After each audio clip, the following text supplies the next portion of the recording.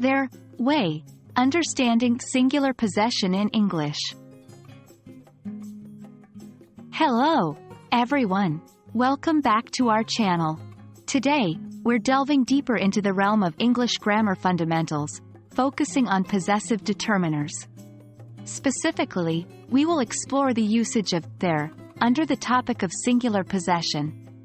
If you've ever wondered when and how to use their when referring to a single person, then this is the video for you.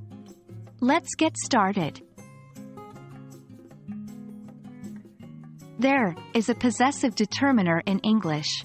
We often use it to indicate possession or belonging to more than one person. For example, this is their house, means the house belongs to them. However, there isn't just limited to multiple people.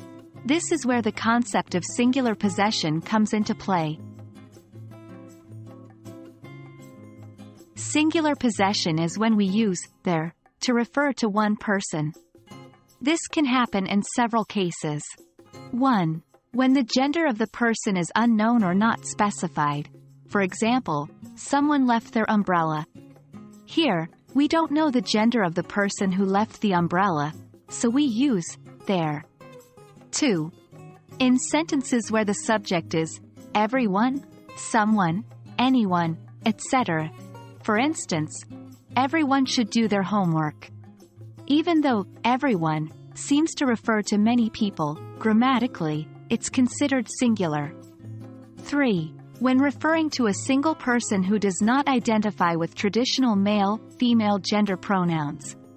This is a more recent use of their in the English language, aligning with increasing awareness and acceptance of diverse gender identities.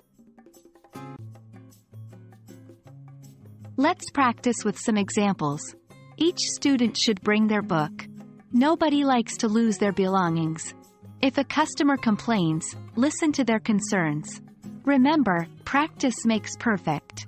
So, try creating your own sentences using singular, their.